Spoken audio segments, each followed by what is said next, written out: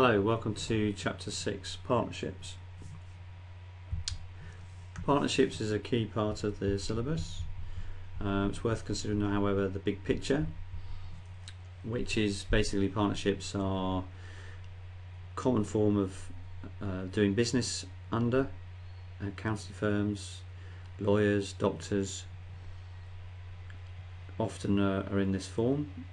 Exam questions can be knowledge-based or practical-based, i.e. the examiner will set out a scenario and ask you to answer a question, apply the knowledge of law to the subject. From an exam point of view, pure knowledge type questions are tended to ask for distinctions between different types of partnership, i.e. what's a common partnership as opposed to a limited liability partnership, this sort of thing. So it's quite important that you understand what a limited partnership is like and what's a limited liability partnership like, which is called LLP. You must understand the differences between them. Knowledge of non-UK partnership is likely to require little more than an ability to recognise the terms and relate them to the nearest UK equivalent. Practical questions have tended to concentrate on partners' duties, i.e. the agency theory like we had in the last chapter, and their potential liability for the firm's debts, i.e. how much they owe if things go badly. Okay, so general partnerships, the traditional partnership that has existed for many years. Key points to note are as follows. All partners are agents for the firm. They all act on behalf of the firm. The firm is a separate accounting entity, but is not a separate legal entity. They're in it together. All partners may participate in the firm's management.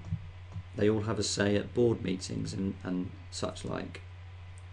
How the partnership is going to run, how they're going to participate in profits, decisions, strategy. All partners generally have unlimited joint and several liability for the firm's debts.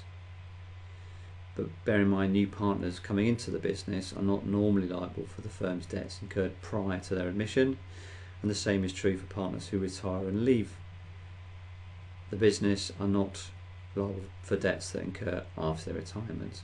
But while they're all working together, they're all jointly and several liable for the firm's debts, including their personal possessions, etc. There is no requirement for registration, audit or filing of accounting returns for a general partnership, and is governed by the Partnership Act of 1890. So as you can see, quite a old, long-standing form of rules. Just by way of interest, France, its nearest equivalent is called a Société en nom collectif, and the Muslim is called a Mushakarak. Now, because of the joint and several liability issue, clearly as a firm of auditors, if a client of yours goes under, you are on the hook for a lot of money, and particularly in this litigious world we live in. So eventually, quite recently, last 15 years or so, limited liability partnerships have come into play. Now, at least one partner has to have unlimited liability for the debts of the firm. However, that limited partner liability is restricted to an agreed capital contribution, which they can't withdraw. So they are only on the hook for what the agreed capital contribution is. Clearly one suspects this won't be too high, but must be reasonable under the circumstances. The limited partner that we're talking about cannot participate in the management of the firm. So not only do they have the liability, but they can't even decide the strategy of the business that they have the liability for. So quite a challenge.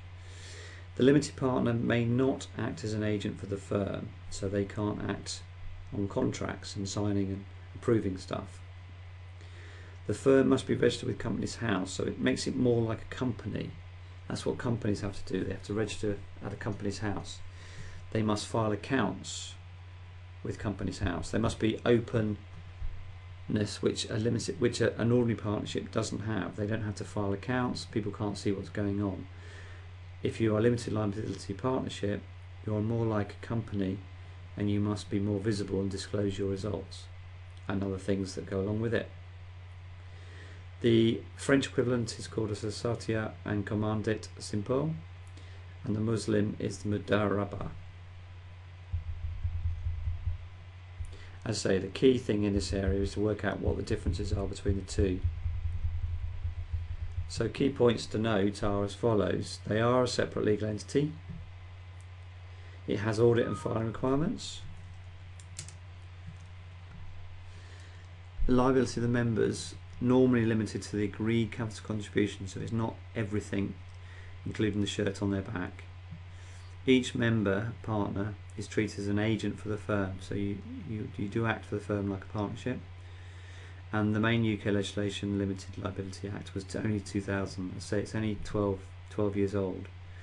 So this was seen as a big change, and many other countries have now followed suit and are copying this legislation, because clearly, you know, for auditors, having unlimited liability is pretty onerous, and probably in reality is outside commercial realism. So limited liabilities are very popular, have come into play, and are used by many accountancy firms these days.